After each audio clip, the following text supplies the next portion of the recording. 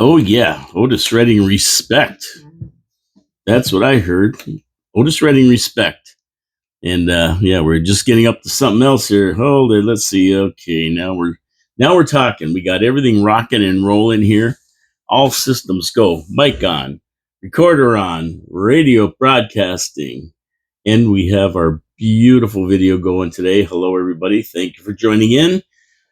My name is Paul Calamere. This is Your City, Your Voice, coming to you live from downtown Niagara Falls, Ontario, Canada, in the beautiful studios of 4680Q Radio, right across from the meteor crater on this beautiful, beautiful day.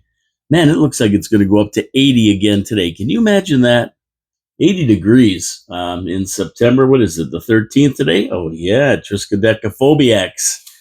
You better watch out. You better not cry. Today's the day.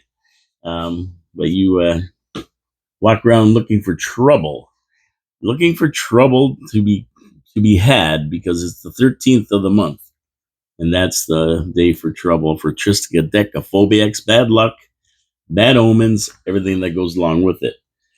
But for me, it's another day. It's finally Friday. We are here heading to the weekend, and yeah, and we'll be back on Monday, of course, after finally Friday. So we have a great weekend, right? That's right, everybody. Have a great weekend.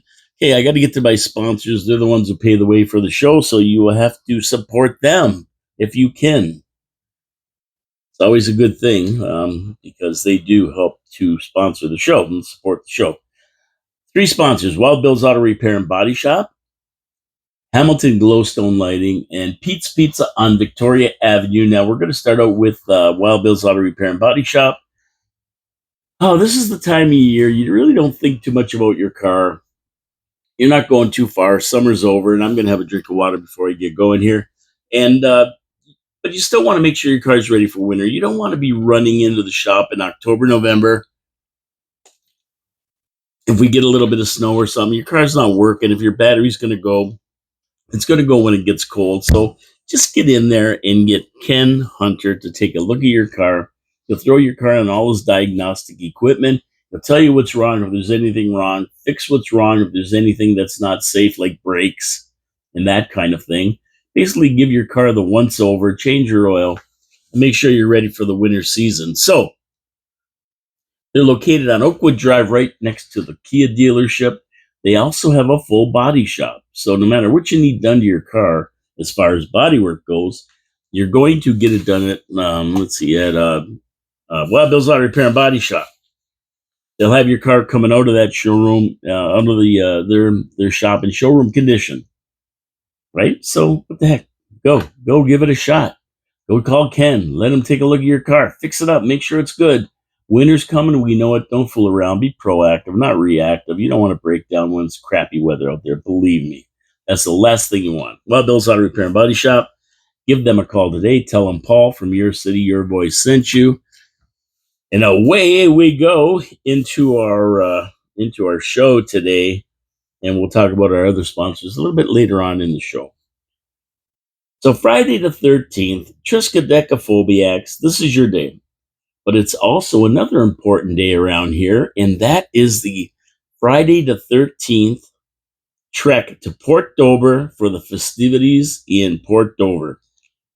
And you're going to have a beautiful September day to celebrate that.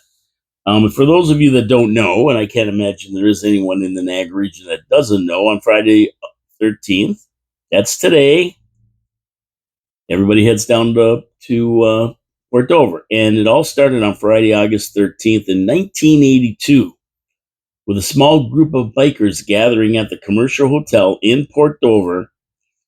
And then it was a bigger group of bikers and a bigger group. And before you know it, it turned into what we have now. Every year since the group of bikers met on that August day in 1982, it's grown to be the premier bike event in Ontario, if not Canada. It doesn't include just bikers, though. Anybody can go down there and have a good time. There's lots to do. There's vendors. There's bikes, beautiful, beautiful bikes that pull up and park there. You can take a look at. Don't touch them, though, unless you want to get your hand broken. You don't want to be touching anybody's bikes. That's a no-no. Have some courtesy. And I would imagine there's some nice cars down there, and it's just a great place to be on Friday the 13th. And believe me, if it lands in the middle of winter, middle of February or January, with a foot of snow on the ground. Friday the 13th is celebrated in Port Dover. They go anyway, it doesn't matter. And of course, you got to watch out for Thong Man. He's always there with nothing but a thong on, covering his junk, and he's got that yam sack on, and he's a character, man. He's a guy. I don't know. Maybe he's not alive anymore. I don't know. He's.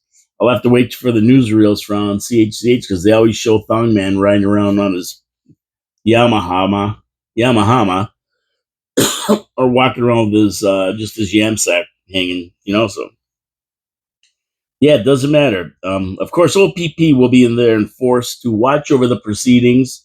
Some bikers do display colors, and there could be trouble. Although traditionally there is no trouble, it's a day for everybody to celebrate and have a good time. And it's a group of peaceful motorcycle enthusiasts who appreciate the camaraderie of fellow riders and a chance to admire the bikes on display. But they also say outlaw motorcycle gangs will be there. There'll be live bands playing, ton of vendors.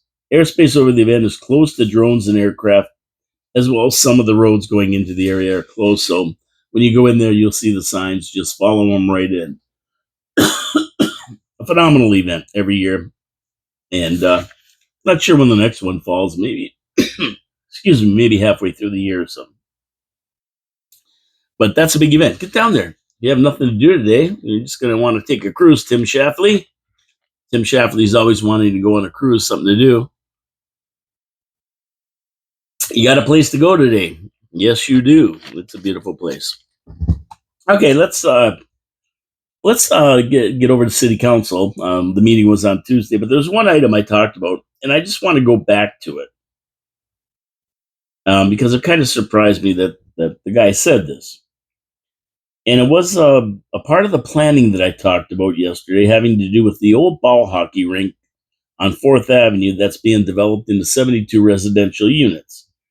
Now, as I stated yesterday, the developer or agent of the developer stood up there and said that there was no contamination on that land from the cyanamide. And I couldn't believe it when he said that. That just struck me as like weird. It's right there, and all that land around the cyanamide is known as being contaminated. I mean, I don't think it's a mystery to anybody. And it stretches not only to 4th Avenue there, but where they built the other 100 units across the street, and all that land in there within about a 5 kilometer radius has some degree of contamination from the cyanamide. And so I just wanted to look more into this and see what the deal was. And I talked to my guy, Mike Cushman, about it. And here's what he had to say. One, we're in trouble when we let a private sector developer police itself as far as contamination goes. In other words, you shouldn't let those guys make the decisions whether to build or not, because sometimes they build when the land's not as clean as it should be, because they're there to buy the land and develop it and make money. Number two, he was told about 25 years ago that toxins were buried there. And about 15 years ago, or 2016, so 9 years ago, he emailed city council about it, the toxins on that land, contamination. And he sent a letter to city council referring to a town in Indiana, USA, in a report about the town stating that toxins and heavy metals do not go away from an industrial waste site, which that basically is. They get trapped in bedrock and they perm up during heavy rains and go back down into the bedrock after the rain. So a lot of these contaminants are oils, PCBs, dioxins. They're oils, and when groundwater gets in, oil rises to the top of water, and it'll come up through the soil. But then once it dries out a little bit, it'll settle back into the bedrock. Now, before you tell us these lands have been remediated, you probably want to make sure of that, right? And if it's happening in Indiana, there's no reason it isn't happening in this either.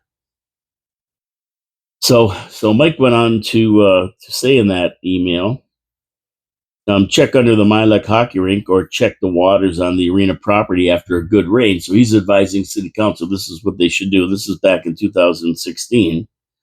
Check the old YMCA site on 4th Avenue. Now that's been developed into housing, so that housing is already there. And Mike and Gary Wilkins, of course, have been very active in letting those people who live on that land know that there could be a problem.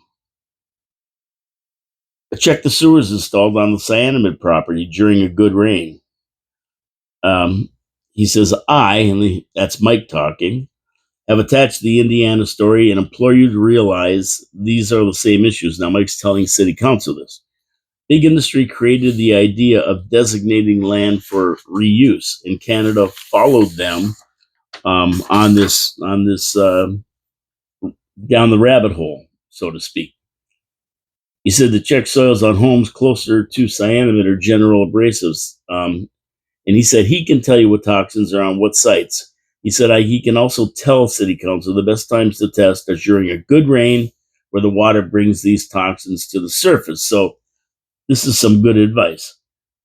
And he says, I think you need to realize the old YMCA and Milek rink is contaminated land, and all land within a 5-kilometer radius is contaminated due to water flow. He says, I implore you, and he's talking to city council still, to reconsider the brownfield redevelopment to locate people on that land. Although you believe remediation was done, 3 feet of clean soil does not stop toxins from perming up. It appears nobody has learned from Love Canal. How this developer says that this land is not contaminated by the cyanamid toxins is beyond me. And I think the city should really supervise this bill very, very closely. And I'm sure Mike and Gary will agree with me. Mike Cushman and Gary Wilkins, Gary Wilkins worked at the cyanamid, as did his family. And Mike Cushman lived in Silvertown. And Silvertown is another area that could be contaminated, and it probably is. Just simply because the west wind coming from the west, blew all the contaminants that were in the air from the cyanamid when they opened their flues and just let crap out. And new people won't remember this. Younger people, I should say, not new people, but younger people or new people to town, for that matter. But if you were here when you were a kid, then you realize and you remember that all that white crap that was on your car in the morning was from the cyanamid when they opened their flue at night and just let all this junk blow out of the top, and it just landed all over the city. And you didn't have to be within a 5-kilometer zone to get that on your car. And believe me, it took vinegar to get it off, something stronger than water and soap and water. It was nasty stuff. And a lot of if you had a white car, there was a lot of particulate, like iron. It looked like iron on your car. You'd have all these little, like, brown little spots, just little dots. You noticed it when you were washing, not so much when you were just looking at it. And they'd be in the paint.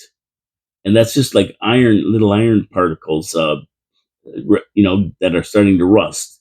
You'd have to really use a scouring pad to get them off, or something stronger than soap and water. So, yeah, this isn't a good thing. This isn't a good thing. It never was. And it's all over the place. So how this developer is saying that, I don't know. But I think that city council should really supervise this build and understand what's beneath those lands, invisible to the naked eye, but still as deadly as a rattlesnake. A lot of people who worked at Cyanamid, who were in neighborhoods around there, came out with major health issues such as cancer and asthma and everything else. So anyway, and not to mention the generations downstream as well. So anyway, that I just wanted to follow up on that, because when he said that, it kind of struck me as, please, like, there's more to it than that. And I wanted to check with Mike to, just to find out exactly what he thought about it. And that's what he told me. So I'm just relaying it to you and city council. Hopefully they take it seriously and they watch this bill carefully, as they should have the one across the street. But it doesn't appear that they did. And that one's even crazier, because we know land under the cyanamid was totally contaminated, and the Gale Center's built right on it. And the thing is that when you're building an arena or a commercial venture, people aren't living there. The rules for remediation are a little bit less strict than they are for residential, for people who are living there. And we know another thing, that the contamination just like doesn't end here and then everything's all right there. The contamination is here heavily. It hasn't been remediated to a dwelling levels. So that contamination basically just leaches into the other part. And before you know it, you've got a problem over there as well. And that's probably what's going to happen there. Two separate rules for two separate kinds of builds. And at the end of the day, one's going to contaminate the other or leach into the other. So we'll see what happens with that. But that's the story. I wanted to get it to you because it struck me as odd that that gentleman stood up there and said that it had been remediated, everything's okay, everything's fine, and don't worry about it, when in reality it isn't. Over to the region. Regional councilors have voted to extend a series of financial incentives for developers that St. Catharines Mayor Matt Cisco says are necessary to deal with the housing crisis in the region. Now, you know what that means for taxpayers, right? If they're giving these developers incentives, that means they're not getting the money they should. And that means that the taxpayers are going to have to make up the difference. I mean, it means moolah out of the taxpayers' pockets. What somebody else doesn't pay, taxpayers have to. Capiche? Understand that? If somebody isn't paying, somebody else has to, because it always has to be paid. Nothing is for nothing. Now, the region is already considering an 8% hike without these extras. So there's also that to consider. Now, councilors know that this fact, and they're speaking against it to no avail, but they tried. Councilor Encina said, we cannot afford this. We are going to nickel and dime as we go through the budget process, when in fact we can help ourselves right here and right now. And that was regarding the development charges being incentivized for the developers, and basically incentivized on the taxpayer dime. But we're not gonna do it. So it looks like they're not going to do it. They're going to keep the incentives on, which means that less money coming in from the developers to encourage them to build. And all of this is based on building affordable housing in quantities that can satisfy what? Well, the open border immigration problem that has manifested itself over the last 9 years. And why? Because Justin Castro opened the borders, right? I mean, that's why. Let's face it. Where else are this massive humanity coming from? The birth rate in Canada is 1.43 children per woman. So it isn't new Canadians that are bringing these problems into the market and causing the problem. So it's immigration. And Mayor Matt Cisco says it's very difficult to build buildings. And we are in the midst of a housing crisis, which is the biggest in the last 100 years. He's probably right. But there's a cause and effect here. And reducing development charges uses incentives to build. Well, that's not going to help the problem. That's not going to help the problem. What these politicians don't say about supply and demand is what's important. And if your goal is to build 1.5 million new homes by 2031, which is the provincial mandate, Doug Ford told us that's what we're going to do. He's allocated different amounts to different cities. We're going to do that by 2031.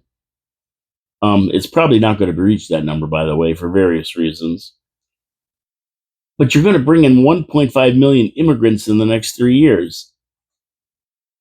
Do the math. That doesn't work. 1.5 million in 3 years, and they want to build 1.5 million houses within the next 7 years. Like those numbers just don't happen. And after the 3 years, what? We're going to bring in another 1.5 million and another 1.5 million. You're not going to have enough housing ever if they keep it up.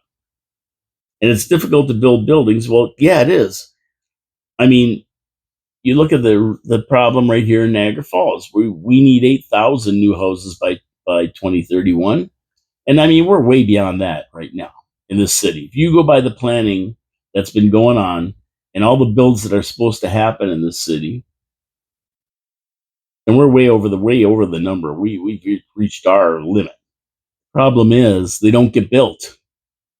We have no way to hold these developers' feet to the fire and get these places built, and that is a big problem. But once again, I mean, reducing development charges incentives is not going to help the problem when you have mass amounts of people coming through the border every year, and you have a plan to accommodate 3 years worth of immigration in 7 years.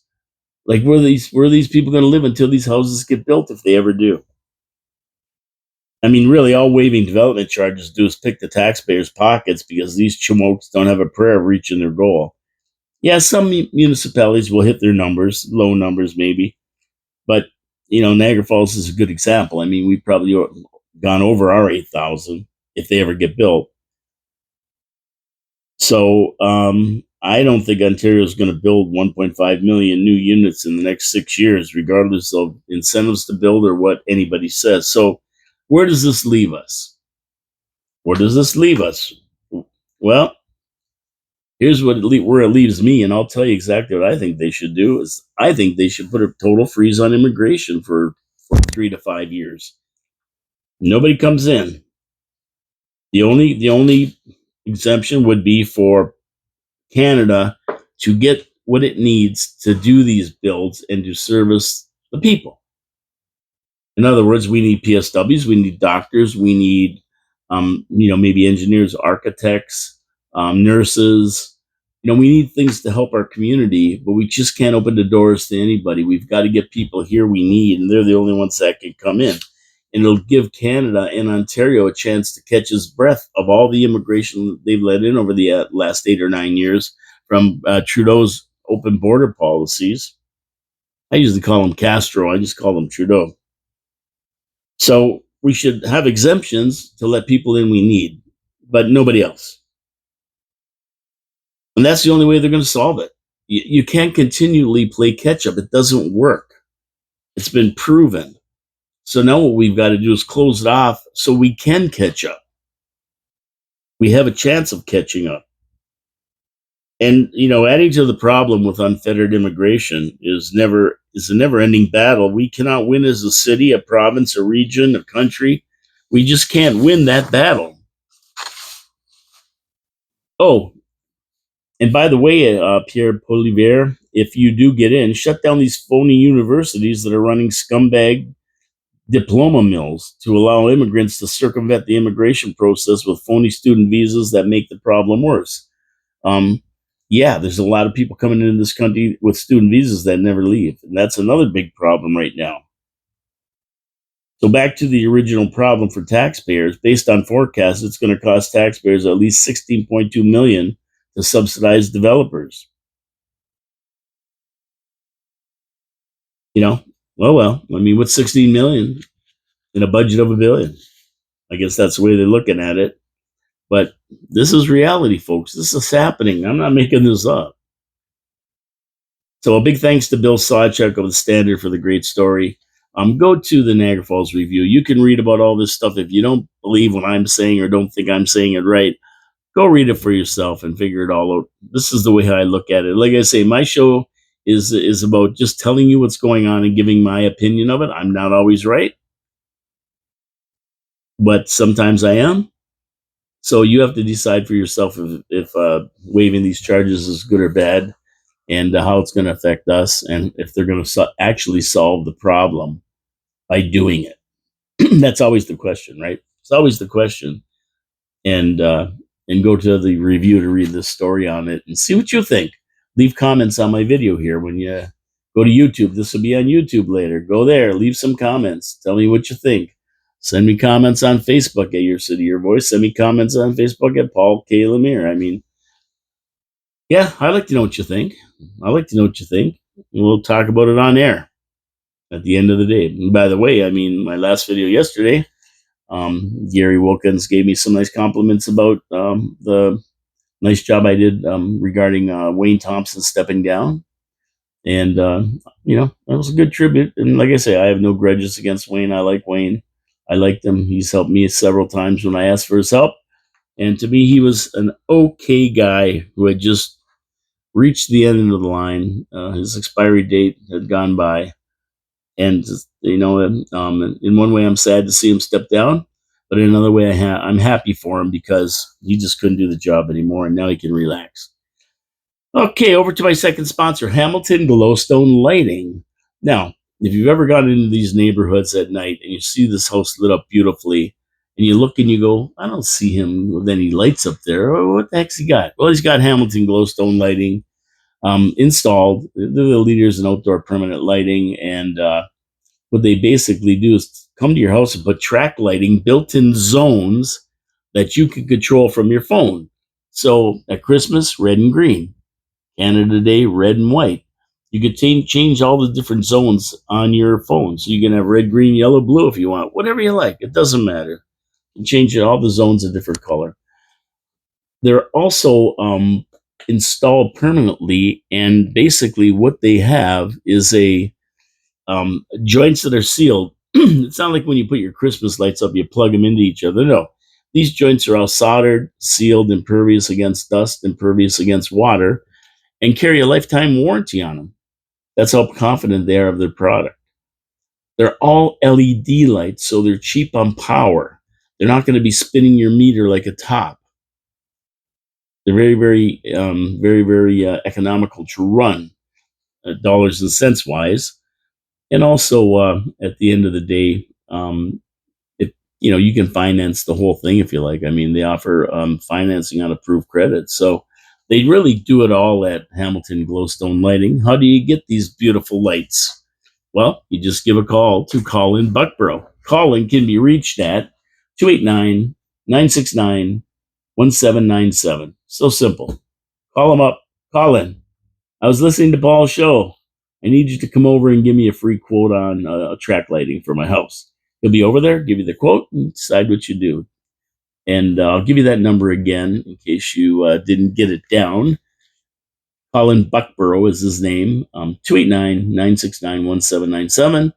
And he'll get over there and give you a quote. Now, I would advise that you call him if you're interested pretty quick, because this is the time of year people don't want to climb ladders to put up their Christmas lights, don't want to climb ladders to take them down in rotten, grubby weather, and where you could have a chance of falling off the ladder and breaking your neck. So, he gets a lot of calls this time of year to come down and give quotes and put these lights up. So give him a call in the next few weeks.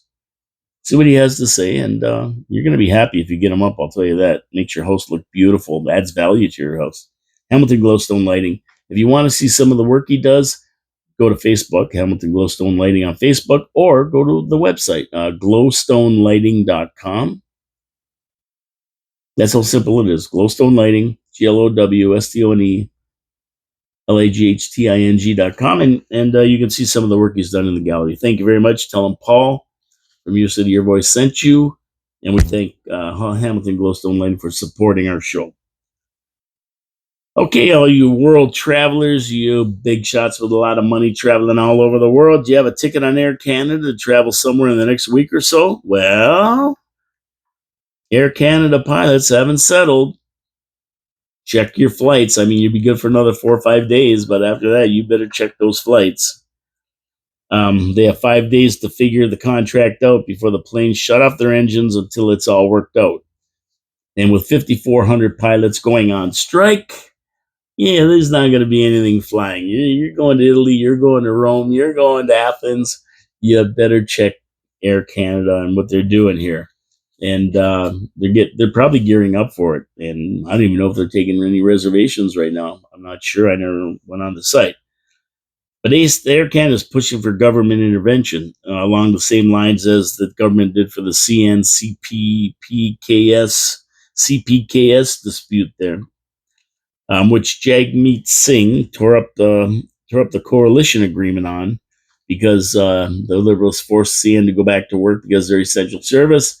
He said that's not fair to the workers, and he tore up their agreement, threw it on the ground, which means nothing. It was just a play acted out between two politicians. But Wisely, the government has said, the Trudeau government said they have to work it out. You got to work things out yourself. And I agree with that. Labor disputes should never be ended by government unless they are society, they're threatening society with their shutdowns. The trains threaten goods being moved, threaten with shortages, higher prices. There's a lot of things that they move. And even a 2 week backlog takes time to clear up and is not a good thing. So, yeah, but the government said, no, we're not putting them back to work. Now, basically, there's other airlines that can cover their routes. You have a lot of airlines in Canada that fly, so they can do it. But AC, Air Canada, cites unreasonable wage demands from the pilots' unions, and that's what they say are holding up talks. The Airline Pilots Association represents more than 5,400 AC pilots, Air Canada pilots, and they say it's corporate greed that's hindering the talks, not their need for a raise. And as AC continues to post record profits, they expect their pilots to accept lower than market rates of compensation. So basically, they're saying they want to get paid what their American counterparts are getting paid. That's basically what the gripe is here. I think Air Canada offered them 25% increase, and they say, no, we want 40%, like I think United Airlines or one of the other ones got in the States. That's what we're looking for, nothing less. And Justin Castro basically says the government is just going to let them work it out, let the best deals for both parties hit the table. And of course, when it's accepted, both parties may not be happy, but they'll be satisfied with the deal that they made. And like I say, the union already made an offer for give us 25%, and they took it back to the voting members, all the pilots, and they said no. Overwhelmingly said no. Yeah, no, nope, not enough. We want more. And Jimmy Dollywall says that the pilots do not have to go back to work. They have the right to bargain for their wages, and they're going to do it. That's all there is to it. They're going to do it. Yeah, they're hanging tough. They're not going to accept this 25% offer. And he's opposed, of course, Jagmeet Singh, to anybody's interference, and especially the government, in the workers' right to strike. Interesting. So it doesn't sound like they're any closer going into the last 5 days here.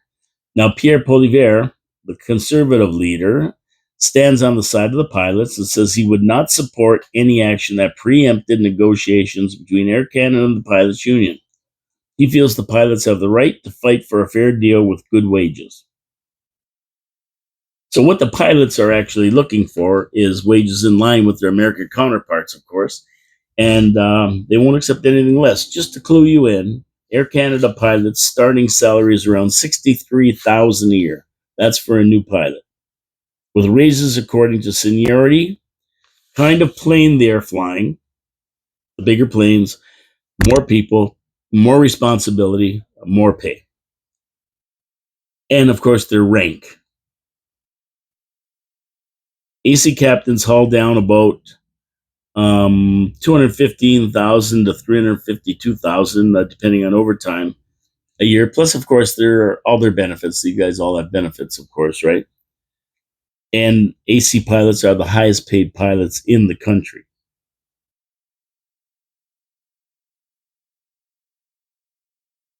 So there you go. There you have it. If you have Air Canada tickets, you're going to be biting your nails until this thing is settled. You may not be going anywhere. And at this late date, you may not be able to find another flight out to go where you want to go. So it's going to be interesting what happens here. I don't know. I just get the feeling they're going to settle. I don't know about you out there if you've been following this or not, but I just get the feeling that they're going to come to an agreement. It might be 30% or whatever, but they're going to get something good. And, it's going to be maybe spread over I think their last contract was for 10 years, and it ended last year, I think. So they're going to sign a contract where, they're gonna get up to their American counterparts. Maybe not all at once at 40%, but maybe at 30%, and then another 15 or something every year. I don't know. They'll figure it all out, but I think they'll get back to work. I don't think there's going to be a strike. So if I had a ticket, I wouldn't be too worried about it. But you know what? In this day and age, you never know. Everybody's going on strike. Planes, trains, and automobiles. All the automobile factories went on strike a year ago. All the trains went on strike. Now the planes are on strike. You had WestJet mechanics on strike. You had the CBSA going to go on strike, the border services. You had the Parks Commission going to go on strike. I can't remember anymore, but there were. Believe me, there were. So it sounds like 2024 is the year of the strike. People looking for more money, which, really the companies don't care. They're going to raise the prices. That's all that's going to happen. I mean, it's going to come down to the consumer anyway. It's going to trickle down to the consumer. I mean, the companies really don't want to raise prices. Very competitive industry right now, and they're just getting back on their feet after the COVID fiasco, the scamdemic hit. So they really don't want to be raising fares or anything. But you know what? If everybody keeps asking for more, eventually somebody's going to pay. That's the consumer. Air Canada's not going to eat it. They're not going to disappoint their investors by eating, 40% more salary to their employees, 5,400 people at 40% more. No, no, no, no. They're just going to say your price of flying is more, packages are more, and when you get mad at them, they'll just say, "Hey, we were forced to give our pilots 40% more. It's not our fault. We're going to pass the buck on to the pilots. You know they are, right?"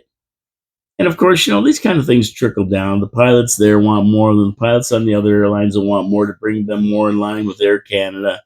And then the stewardesses are gonna want more, and the mechanic. It's just another domino that has to fall. Once somebody gets something, everybody else wants it. It's the way it is. I don't begrudge pilots though. Any of it. I mean, I sit and watch these shows on YouTube. Mentor Pilot is one of them I watch a lot. And seriously, I really, I really don't know how these guys fly these planes. Now I know the computers fly by wire, and all this other crap, but when it comes down to it, there's a lot of things that you have to know, and you have to be able to do. Not just understanding the dynamics and the physics of flight, why an airplane flies, and that kind of thing. Because if you don't understand that, you get in a jam. You're not going to understand what you have to do. When you pull this, does it do? What dynamics play a part of the plane? I mean, I asked somebody who flies light planes one time if they were in a jet going somewhere, and something happened to the pilot. Now that you know how to fly a small plane, would you be able to fly the big one with instruction from ground control or whatever? And they said, well, probably I could do it. But the problem is, if you get in a situation where something goes wrong at 500 or 600 miles an hour, 500 miles an hour, things happen really, really fast. And when you watch these shows about airplane crashes, and they tell you about what went wrong, what the pilot didn't do, what he should have done, he didn't do, the warning systems that went off, all the stuff that goes on with a plane, and they show you why the plane didn't make it to the landing, or why it had an accident. It seems like the pilots have a long time to think about this and figure it all out, but they don't. It happens in like 20 seconds. After the first problem hits, 20 seconds later, they're on the ground in flames. That's how quick it happens at that speed, and how fast you have to think. So I don't begrudge them anything. I want to get on a plane knowing these guys are happy, well paid, and they're going to get me safely to where I'm going. That's what I worry about. So we'll see what happens there. We'll see what happens there. So, and speaking of flying, I'm going to stick on the flying thing. Boeing is also going on strike because they never got the 40% they wanted. Now, the union leadership agreed to a 25% raise just last Sunday, but the workers said no. They voted overwhelmingly not to accept it. Now, I was saying that about Air Canada, so maybe I got them mixed up. But either way, Air Canada pilots did turn down the offer, so we'll see what happens. Well, there's 33,000 workers that work for Boeing, and they voted overwhelmingly not to accept the contract. So now they're on strike. So the airline industry in both countries is in turmoil. Deliveries of new planes are going to be delayed. Boeing is saddled with heavy debt, and it's not a good situation going on at Boeing. And then you saw what happened with their Starship liner. It took a while to finally figure out how to get it off the ground, and then they docked with the ISIS, the space station, ISS, and then they couldn't get home on that one, and the guys are still stuck up there. The astronauts, they're still up there at the space station because couldn't get home. They did bring it back, and it got home successfully, but NASA said no, we can't chance it. We can't put people in that Starship and bring it home. That capsule, we don't know if it's going to make it because of so many problems. So Boeing right now is not a good shape. They're not doing really great. Now, Trump just announced yesterday, and this might help him, believe it or not, that he promises to not tax overtime hours for anybody in any industry. So if you work overtime, you're going to be taxed on your regular time, but your overtime hours you're not going to have to pay tax on. I think that's a great idea. I think it's a great idea. Give the middle class a break, these factory workers and airplane workers and anybody who works hourly and can put in overtime hours and make a couple of bucks. I mean, you see everybody all the time turning down overtime. They really don't want to work because it gets them in another tax bracket and they lose most of it to the government. Well, now they're not going to lose it anymore. That's going to put money in the pockets of families, which they can go out and spend. So that's a great idea. Way to go, President Trump. And it might help these workers to get back because if they do work overtime, now they're not going to pay tax on their overtime hours, which gives them effectively a raise in their pay, right? It's about take home pay. They're not going to have to pay as much tax, so they'll have more take home pay with overtime hours. So a good thing, good for them, good for them. I want to get to my third sponsor, Pete's Pizza on Victoria Avenue. Now they're our latest sponsor, our newest sponsor, and I'm going to tell you, I'm a pretty fussy when it comes to pizza, and I really like their pizza. I got one the other night called the Canadian with pepperoni, mushrooms, and bacon crumble on it. It was fantastic. They know how to make a pizza. Mike worked in an Italian restaurant for 15 years, and the recipes are from the Mancini family, who started the first Pizza down. I think it's on Ontario Street in St. Catharines. And I know Reno Mancini, and it's their family recipes that Mike's using over on Victoria Avenue.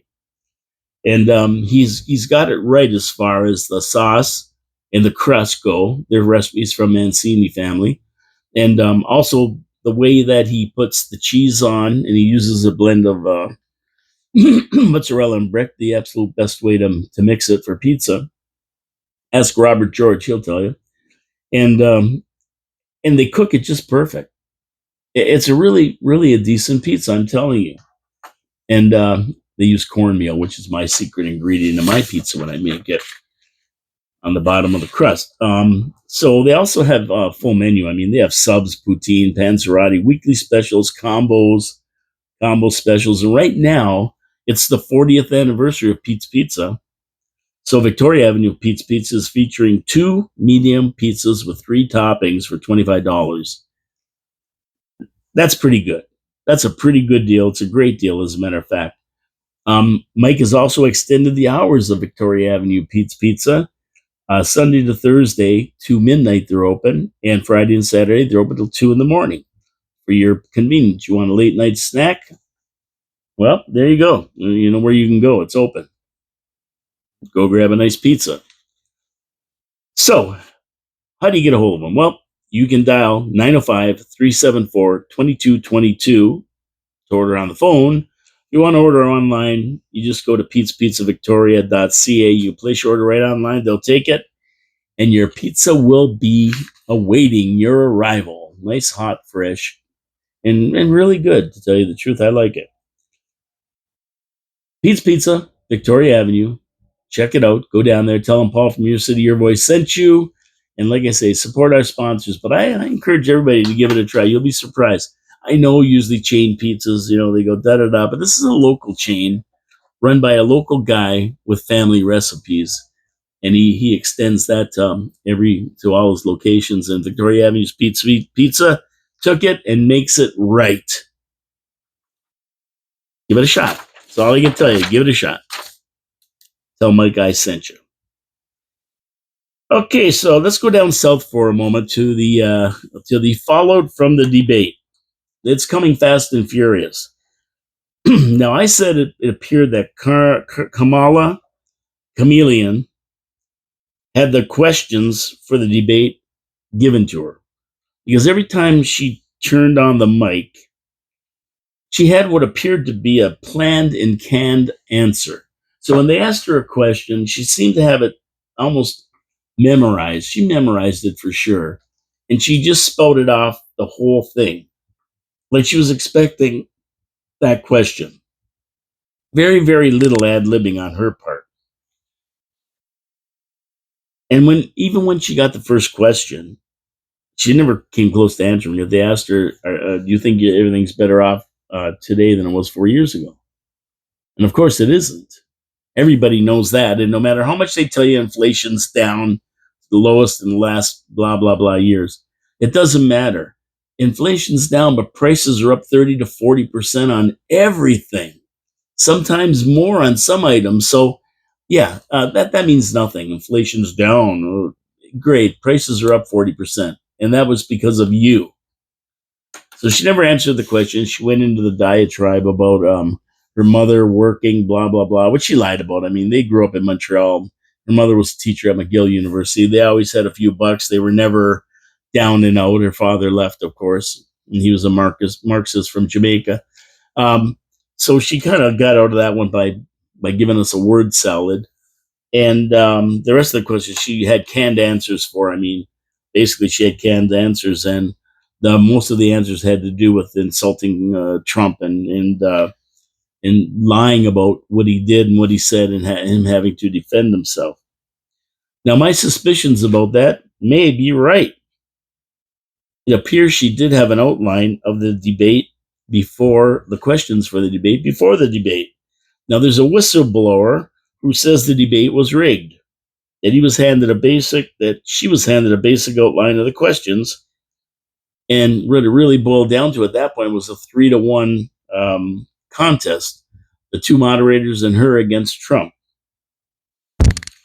So that's interesting. Now this whistleblower says she, not sure who it is, will release a written affidavit saying that Harris was not only given an outline of the question, she was guaranteed not to be fact-checked on anything she said by the moderator. So Trump was not only fact-checked, but he was called a liar by the moderators at one point on several of his statements. So you have to remember that ABC is run by the Walt Disney Company, and that the person in charge, Dana Walden, is a longtime personal friend of Kamala Harris, who also introduced Harris to her husband, Doug Emhoff, who is a personal friend of Dana Walden's husband, Matt Walden. Going down the rabbit hole is so much fun. I get a kick out of this when you start looking into it, right? Now, Dana Walden has contributed to Kamala Chameleon. I love calling her Kamala Chameleon. She's been given money to her campaign since 2003 when she ran for district attorney in San Francisco. Now, see how this all works out? Money, lots of money, giving her money for her campaigns, introducing her to her husband, who's best friends with this Dana Walden's husband.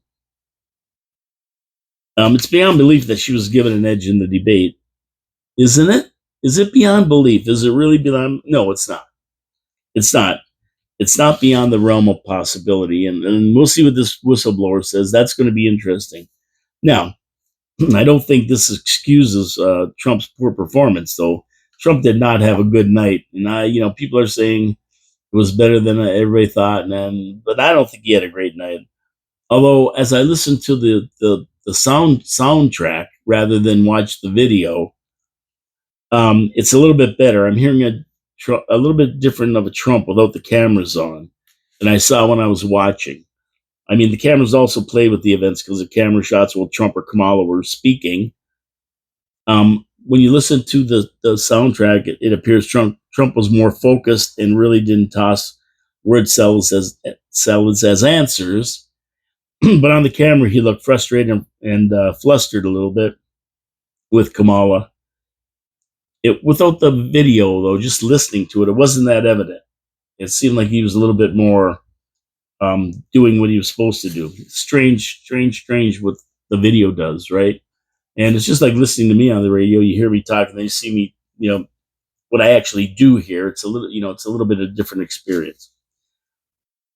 The fallout is still coming in, but so far it really hasn't moved the needle anywhere. But if the whistleblower accusations are true, and they're proven true, then that could change everything. And if anybody thinks this is impossible, that ABC wouldn't give her the questions and give her an edge, think about this. Let's go back to 2016 when the CNN commentator Donna Brazil, who was also DNC vice chair, leaked questions to Hillary Clinton a day before a town hall meeting. So she got in a lot of trouble for that. She was dumped from CNN, number one. And I don't know what happened as vice chair of the DNC, if they ever got rid of her.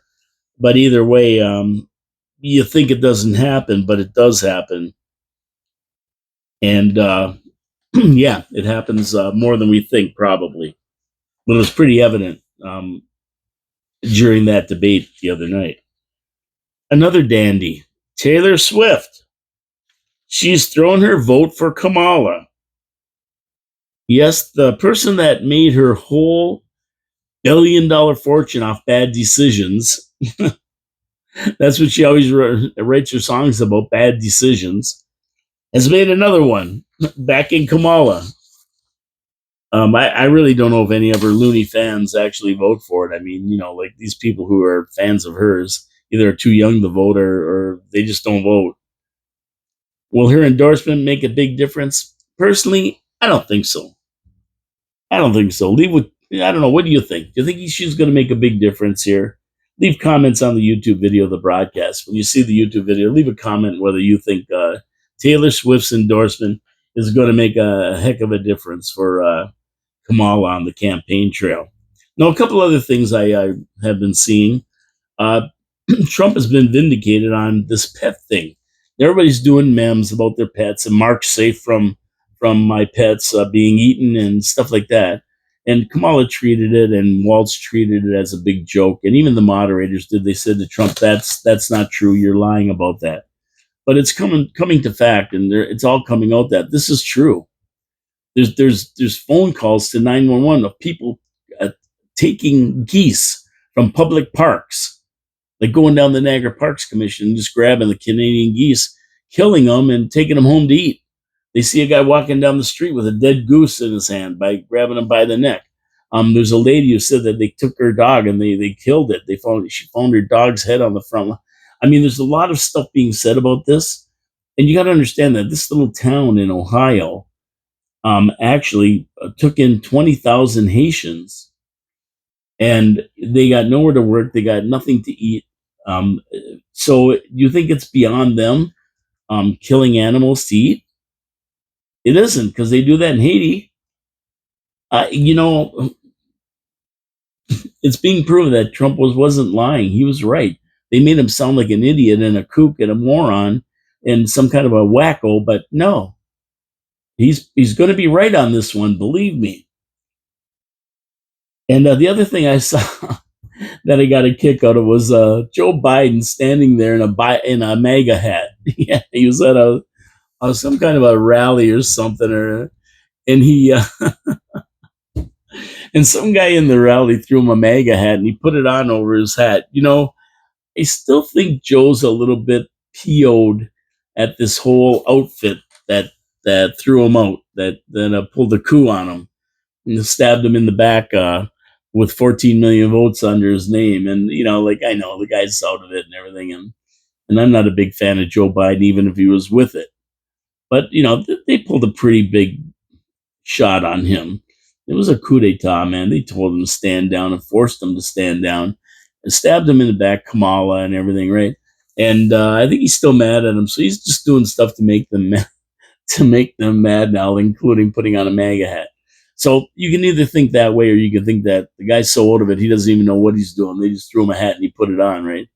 But he put it on over the other hat he was wearing. So it was pretty funny. I got a kick out of seeing that. And then Kamala had another rally last night, some kind of rally. She was yelling and screaming, and we can never let Trump sit in that Oval Office again. And just carrying on. I mean, what a loser! She's a loser. I don't care what anybody says. And if she gets in, well, God help America. That's all I can say. Now, you think there's going to be another debate? No. Trump has said he has no interest in doing another debate under these conditions. He wants Fox to run the debate next time, but he just says he doesn't even want it next time because he already had a debate set up with Fox on September 4th, and Kamala refused to debate him with Fox running the moderators. So he says there's really no use having another one.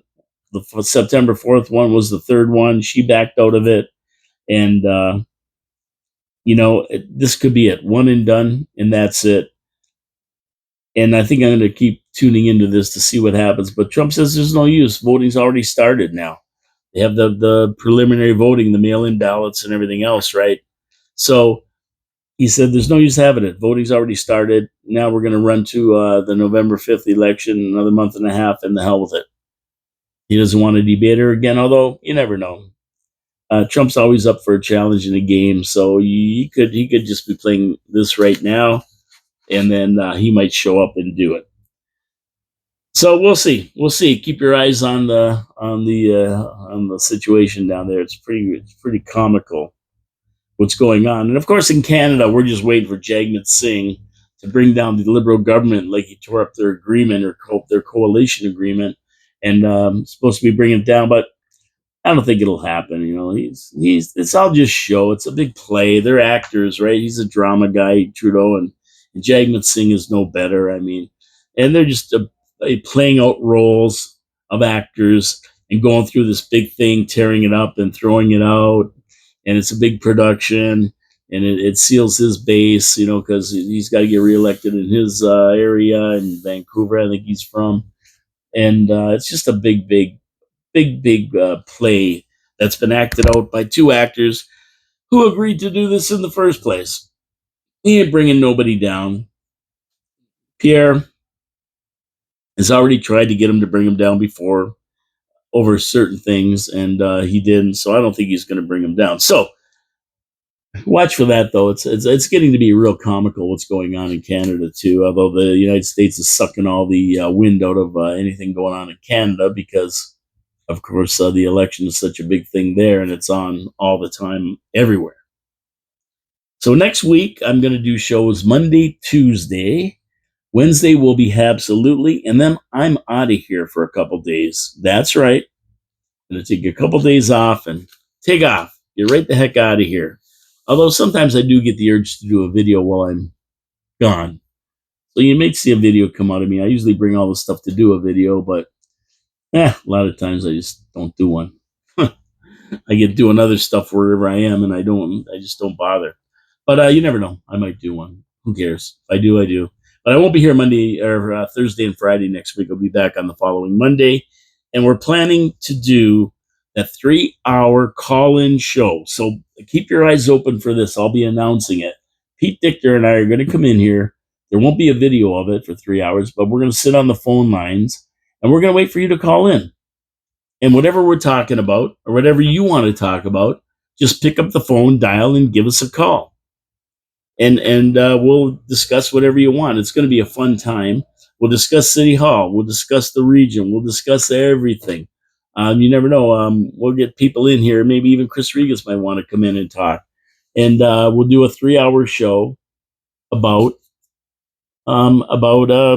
anything you want to talk about. The U.S. election, what's going on in Ukraine, what's going on in the Middle East, the Canadian government situation, the province, the region, the city, homelessness, abortion, whatever you want to talk about. It doesn't matter to us. We'll talk about it. I think it's going to be a fun show for 3 hours. We're going to be here. I'm going to announce the date for that because I'm really, really looking forward to it. Anyway, I'm getting out of here. Have a great weekend, everybody. It's going to be a beauty. My name is Paul K. Lemire. This is Your City, Your Voice, coming to you live from downtown Niagara Falls, Ontario, Canada. In the studios of 4680Q across from the Meteor Crater on Chrysler Avenue. That's where we're located. That's where I broadcast from. And of course, the video will be on YouTube. If you get a chance to watch it, subscribe, give a thumbs up or thumbs down, give a comment, let us know what you're thinking, and we'll go from there. And don't forget to support our sponsors. They're so important to me doing this show every day, except on weekends I do it. And of course, our sponsors are Wild Bill's Auto Repair and Body Shop, Hamilton Glowstone Lighting, and Victoria Avenue Pete's Pizza. Check out our sponsors, support our sponsors. They're good people and they deserve your business. Have a great day, everybody. I'm out of here. Take care. Ciao, ciao for now. See you Monday. And we'll talk maybe a little bit about Port Dover. Ciao.